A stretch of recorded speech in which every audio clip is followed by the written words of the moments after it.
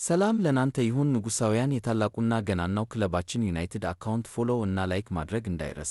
ብሩኖ ፈርናንዴዝ በፕሪሚየር ሊጉ 200 የግብ አስተዋጽኦ ጎል አሲስት ያደረገ ሁለተኛው ፈጣኑ አማካኝ ሆኗል። አሁን ላይ 103 ጎል እና 99 አሲስት አለው። በቀጣይ አንድ አሲስት ካደረገ ከጊግስና ከሩኒ በመቀጠል 100 ጎልና አሲስት ያለው ሦስተኛው የክለቡ ታሪካዊ ተጫዋች ይሆናል።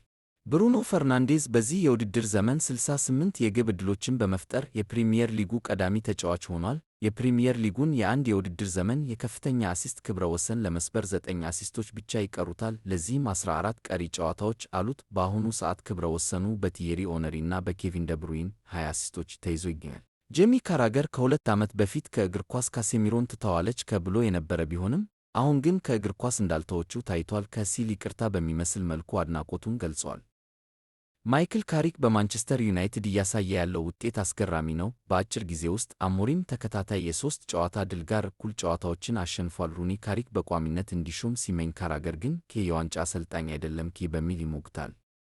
ጄጄ ጋብርኤል ዛሬም በማይክል ካሪክ ስር ከማንቸስተር ዩናይትድ ዋና ቡድን ጋር ልምምድ ሰርቷል። የ15 ዓመቱ ታዳጊ በዚህ የውድድር ዘመን በአካዳሚው በ16 ጨዋታዎች 11 ጎሎችን ያስቆጠረ ሲሆን ክለቡ ለተጫዋቹ ያለውን ትልቅ ተስፋ ለማሳየት በዋናው ቡድን ልምምድ ላይ እንዲሳተፍ እያደረገው ይገኛል። ማንቸስተር ዩናይትድ በ2026 በፕሪሚየር ሊጉ እስካሁን ያልተሸነፈ ብቸኛው ክለብ ነው። በ2026 የፈረንጆቹ ዓመት እስካሁን ሽንፈት ያልቀመሰው ብቸኛው የፕሪሚየር ሊግ ክለብ ቀያይ ሰይጣኖቹ ናቸው። ይህ የአልሸነፍ ባይነት ጉዞ እስከ ሲዝኑ መጨረሻ ይዘልቃል ብላችሁ ታምናላችሁ?